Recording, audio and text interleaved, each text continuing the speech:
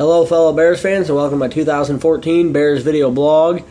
Week 1 game preview, Bears vs. Bills at Soldier Field in Chicago. It's that time of year again, time to kick off another NFL season, and it's always great to kick off the season with a home game. Normally the first thing I do in my blog, weekly game preview blog, is stats breakdown, but since it's week 1 there are no stats to break down. Neither team has any stats, so we're going to skip right to what's usually my second segment, which is a position by position breakdown. We're going to start at the quarterback position, obviously. E.J. Manuel at quarterback for the Bills versus Jay Cutler give us the edge there. E.J. Manuel in his second year showed flashes of brilliance of being a good NFL quarterback last year. As a rookie, got hurt. Hasn't had the greatest preseason yet this year at all. He still is young, but he's very athletic and he can make the throws, and he can also take off running as well. So we'll go now to obviously we have Jay Cutler.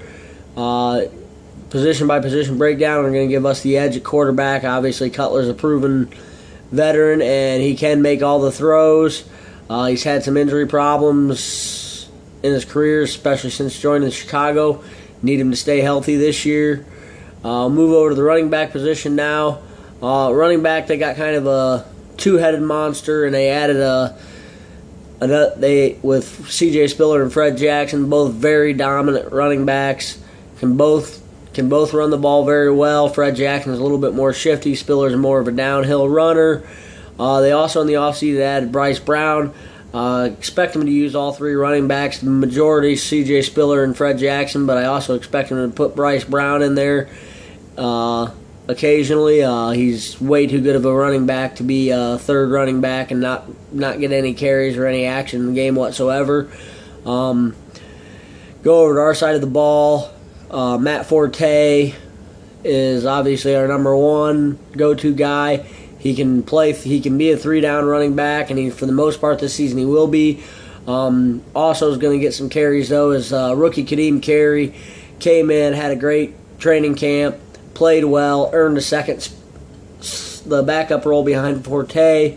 Also maybe expect Sean Drone to get a few carries here and there as well. Give us a slight edge there at the running back position.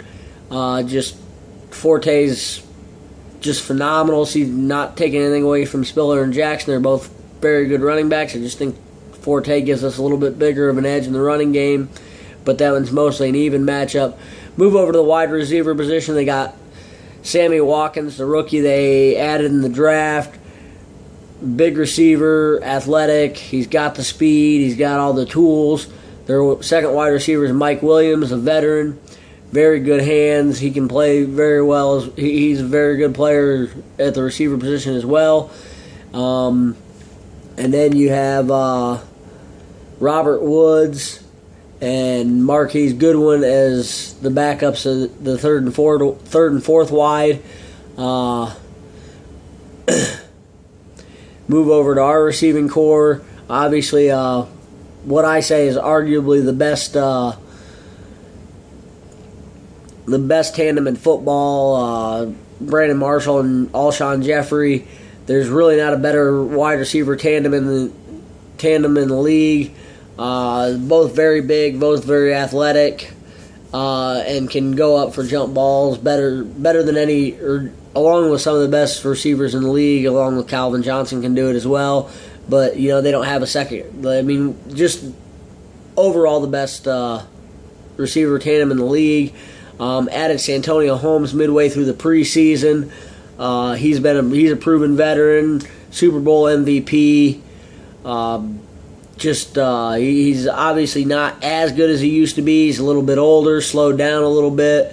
But I think a great mid-preseason acquisition in Santonio Holmes. Going to give us also a slight edge at wide receiver as well. We're going to move over to the defensive side of the ball, where the Bills do have a very good defense. Last year, especially defensive line, their front seven's very good.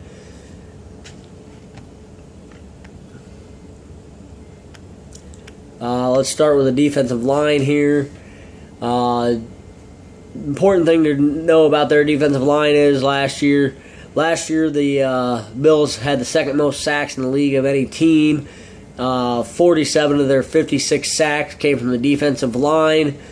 And Mario Williams and Jerry Hughes at the defensive end position. Mario Williams, I think, counted for like 13 or 14 sacks. They also have Marcel Darius at the defensive tackle position. The other defensive tackle position is Kyle Williams. Very good front four. Gets pressure on the quarterback. Move over to us as far as the defensive line is concerned. And you have... we added Lamar Houston and...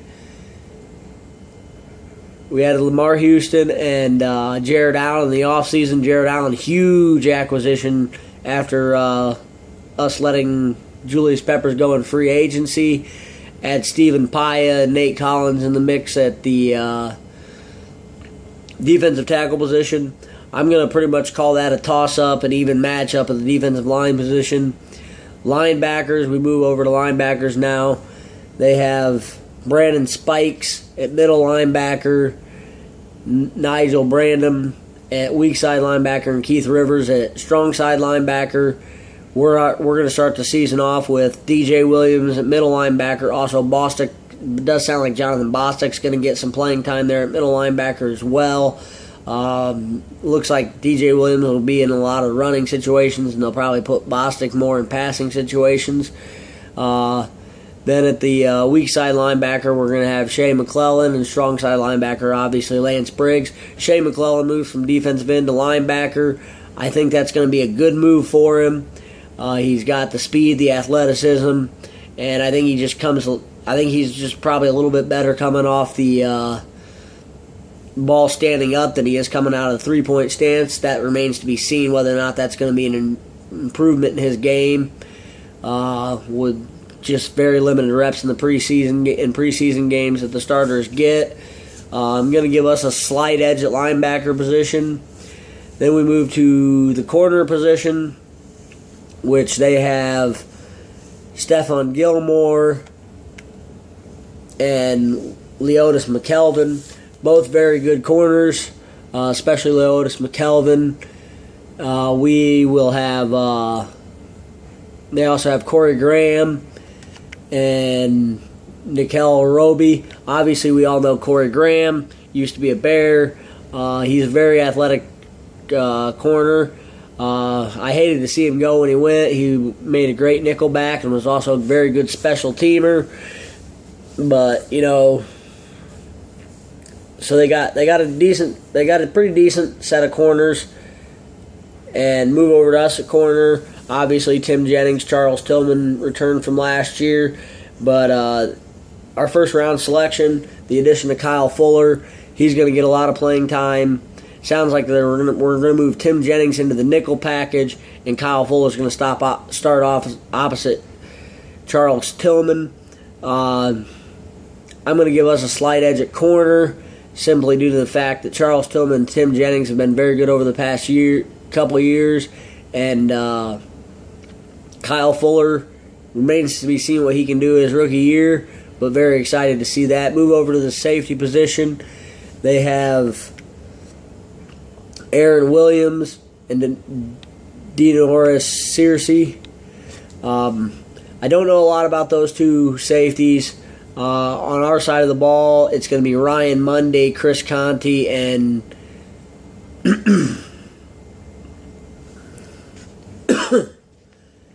and Danny McCray as our safeties. They're going to flip-flop in and out. Mark Trestman said that he will rotate safeties. Obviously, last year we had a glaring weakness in the safety position, pretty much with two new faces at the safety position in Ryan Munday and Danny McCray. It remains to be seen how much improved our safety position is. So I'm going to give the edges at safety to the Buffalo Bills in this one. I'm going to move now on to my keys to the game. My key to the game on offense is going to be protect the quarterback. Obviously, it's you're going to put up a lot bigger offensive numbers if you keep your quarterback upright. Like I said, Bills second in the league last year in sacks. Very good front four. Gets pressure on the quarterback. We have a very good offensive line. That offensive line needs to keep Cutler upright. Needs to keep Mario Williams and Jerry Hughes off of Cutler. Also Marcel Darius and Kevin Williams and Kyle Williams off of Cutler. They got a very good front four once again, and that's my key to the game on offense is just keep that front four from getting through there and getting sacks. My key to the game on defense is going to be stop the run. Obviously, C.J. Spiller, Fred Jackson, very good running backs. I think if we can get pressure on, if we can stop the run, turn them into a one-dimensional offense in the passing game, they obviously have a very good running game. E.J. Manuel struggled in the preseason. He didn't get a lot of work last year as a rookie because he hurt his knee. So, really would like to see us make him one-dimensional in the pass. Make E.J. Manuel have to beat us. Don't let Fred Jackson, C.J. Spiller beat us. We were dead last year in the run defense. Just gave up way too many rushing yards. We have a revamped defense, so hopefully that'll help us there. But that's my key to the game there.